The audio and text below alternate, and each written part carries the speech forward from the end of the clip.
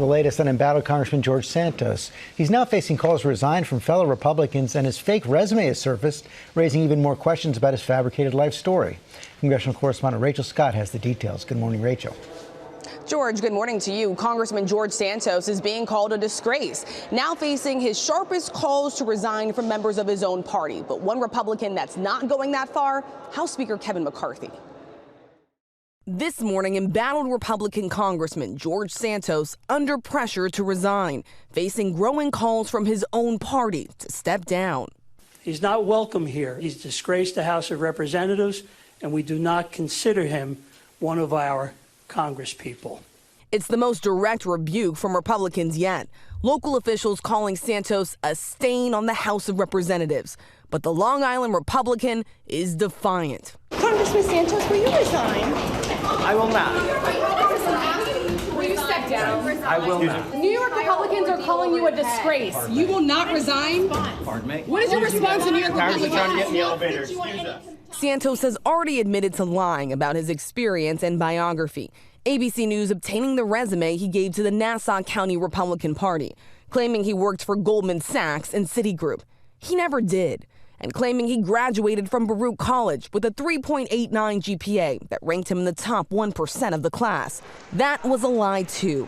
He never graduated from any college. Santos asserts he just embellished details of his background. But now he's facing new allegations that he illegally used campaign funds to pay for personal expenses like rent. Santos insists he did nothing unethical, and the new Speaker of the House is standing by him. Do you think he take any action against him at this point? Is there a charge against him?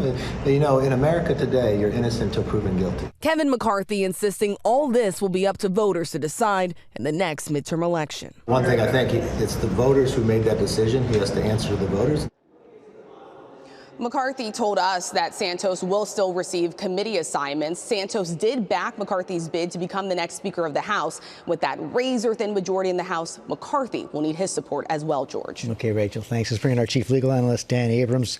What is the legal risk here? Well, look, just about every prosecutor that possibly could has announced they're investigating George Santos, right? You've got the local prosecutor, you've got state prosecutors, you've got the feds, you've got the FEC. I mean, everyone is now saying they're investigating George Santos. Here's what they're not going to be investigating him for. They're not going to investigate him for his resume, right? He's not going to get charged for saying he went to a college he didn't go to.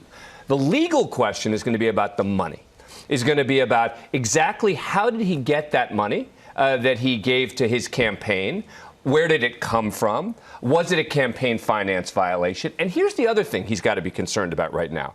There are a lot of other people coming out of the woodwork to allege that George Santos engaged in some sort of fraud with them. So it's not just the campaign he's got to worry about now. There's also the potential for maybe other charges that come in connection with something else he did with somebody else. And we already know that Brazil has reopened an old fraud investigation. Well, it's not just an investigation. They say that there are charges against him there, that they said, in effect, we'd been looking for him. We didn't know what happened to him. And then they were able to identify him. Do I think he's going to get extradited to Brazil for this? No. But it's just another thing that he's facing here. But he can pretty much hold on to that seat if he wants to. Absolutely. It would have to be Congress that would get rid of him, meaning even if he's charged, even if he's convicted, it would still have to be under congressional rules that he gets booted from Congress, not legally. And Is that a possibility, George? Like congressionally?